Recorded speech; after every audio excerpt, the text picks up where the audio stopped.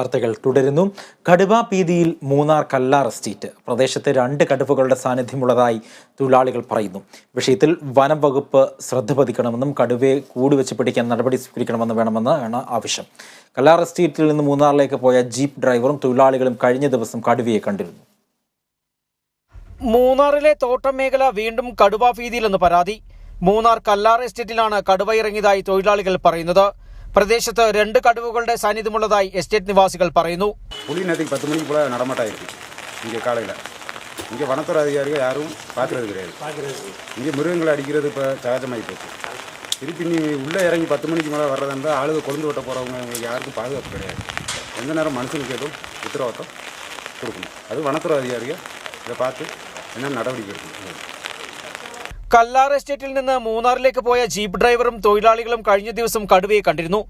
അന്ന് വൈകിട്ട് മറ്റൊരു കടുവയുടെ സാന്നിധ്യവും ശ്രദ്ധയിൽപ്പെട്ടിരുന്നതായും പറയുന്നുണ്ട്.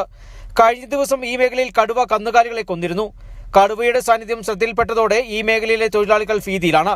ഭയപ്പാടോടെയാണ് തൊഴിലാളികൾ തോട്ടങ്ങളിൽ ജോലിക്കിറങ്ങുന്നത് പോലും. காலைல 9:00 புலி ரோட்டில் வந்து இறங்கிடுது. 1க்கு 2 புலி நிற்கி. எப்போ புலி அடிக்கும்னு யாருக்கும் தெரியாது.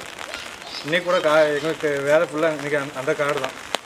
எப்போ வரும்னு யாருக்கும் தெரியல. உயிருக்கு உத்தரவாதம் இல்லை. அதனால ஃபாரஸ்ட்டை வந்து கொஞ்சம் சீக்கிரம் ஆக்ஷன் எடுத்தாங்கன்னா பகல் நேரத்தில் 10 மணிக்கு 10 மணி டைமில் பகல் ஆளுகள் போகக்கூடிய வரக்கூடிய டைமு, பிள்ளைகள் போகக்கூடிய டைமு, ஆளுகள் டவுனுக்கு போகக்கூடிய டைமு, வேலை செய்யக்கூடிய சமயம்.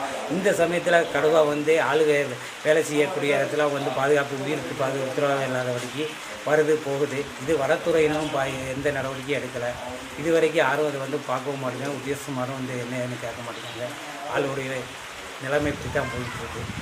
இதை நீங்களாச்சும் மீடியா மூலியமாச்சும் ആളുകൾക്ക് നല്ല രീതികൾ வரணும். എസ്റ്റേറ്റ് മേഖലയിലെ ജനവാസ കേന്ദ്രത്തിനോട് ചേർന്നാണ് കടുവയുടെ സാന്നിധ്യമുള്ളത്.